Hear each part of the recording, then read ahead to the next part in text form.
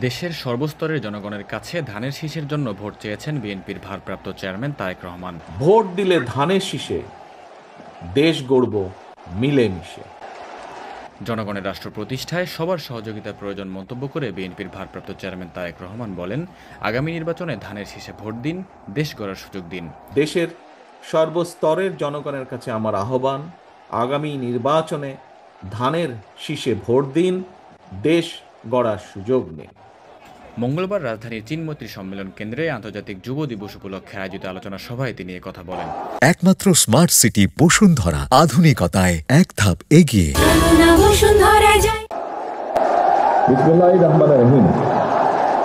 এদিকে গ্রামে গ্রামে খেতে খামারে গিয়ে মানুষের সঙ্গে মিশে মানুষকে জাগিয়ে তোলার আহ্বান জানান দলের মহাসচিব মির্জা ফখরুল ইসলাম আলমগীর।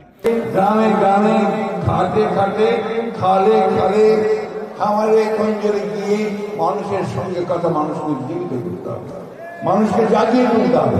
আবার এটাই হবে আমাদের। আসন্ন জাতীয় নির্বাচনকে কেন্দ্র করে বিএনপিকে নিয়ে পরিকল্পিতভাবে মিথ্যাচার চালানো হচ্ছে বলেও মন্তব্য করেন তিনি।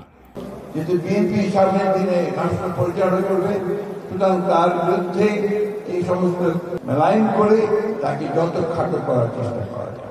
বিশ্ব সমাজে নিজেদের গর্বিত অংশীদারিত্ব নিশ্চিত করার জন্য প্রযুক্তি নির্ভর দক্ষতার বিকল্প নেই উল্লেখ করে তারেক রহমান বলেন, দেশে বিদেশে চলমান বাস্তবতায় বিএনপির আগামী দিনের নীতি জনগণের জীবনমান উন্নয়নের রাজনীতি।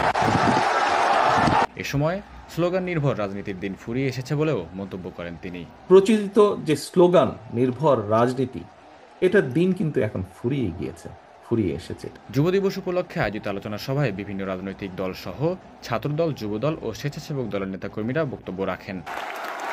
দেশের ভবিষ্যৎ গঠনে যুব সমাজের ভূমিকা অপরিসীম মন্তব্য করে নেতৃবৃন্দ বলেন, ক্ষমতায় গেলে দেশের বিশাল জনসংখ্যাকে জনশক্তিতে রূপান্তর করবে BNP. Zayed Hossain Mishu, Daily Sun. For more updates, follow us on Facebook. Subscribe our YouTube channel.